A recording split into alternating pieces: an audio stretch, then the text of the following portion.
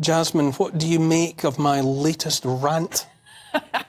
Well, I agree with everything you've said, to be honest. But what I'm thinking as you're talking is, you know, those of us who like to describe ourselves as awake spend pretty much all our time when we're chatting about this complaining. Yes. Which this is bad, that's terrible, that's appalling. Good grief, have you seen the latest? What we're not doing, and we desperately need to start doing, is coming up with solutions. And so this I think, honestly, I think the reason we're not, and I add myself in there, is because it's really hard. What can we realistically do beyond the way society is structured, the way protest is managed by the minute, the way people are cancelled and silenced, and ways are found to silence people no matter what they say? What can we do? Well, what I've noticed is that if we just refuse, if we become refuseniks, then it's quite surprising that you actually don't need that many people to refuse to comply before those in power who are, let's be honest, basically the same as us. They've just been, you know, put somewhere else, and probably I think they're more hypnotised than the rest of us, in all honesty.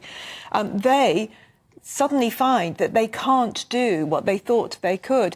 And we've seen this, you know, certainly in the last 3 years. You know, there have been a number of people who've said, no, I'm not going to wear the mask, no. And there are more and more people who are saying, well, if you don't take my cash, I won't shop here. And I've heard of shops, you know, turning around. Perhaps that is true. I mean, I too, when people ask me directly in the street and whatever, what can be done, I say a turning away. You know, turning our backs. Yes. Those of us who don't agree. Yes. You know, we have been made powerless by a process. However, you can always withhold your consent. Exactly. You can withhold your consent. But then what we need to do is create, I think, new structures. So we complain, understandably, about government, and I totally agree. I mean, goodness knows what I'm going to vote for in the next election. You know, I think probably about 70% of the country, honestly, I am politically homeless. I can't see a single party that I feel I can really get behind. I'm expecting. Would you contemplate turning away from the vote? No, and that's the thing, because I believe in structure, and I think that we need to change the structures. Women have died so that I could have the vote, so I always vote. And I think that, you know, I might have to spoil my vote. I will probably vote for an independent. That's probably what I'm going to do.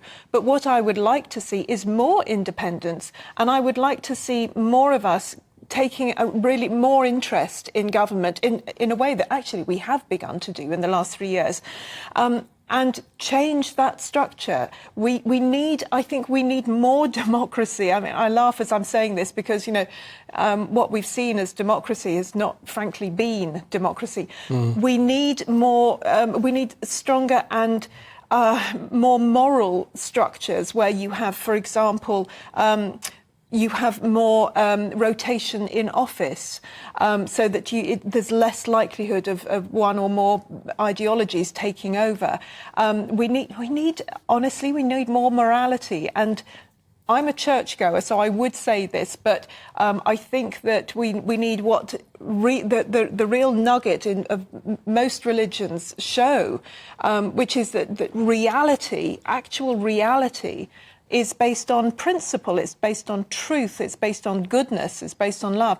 And the more that we can align our thinking and behaviour to that, for a politician of principle. I can think of one or two. I can think of one or two. In fact, I can definitely think of one. Yeah.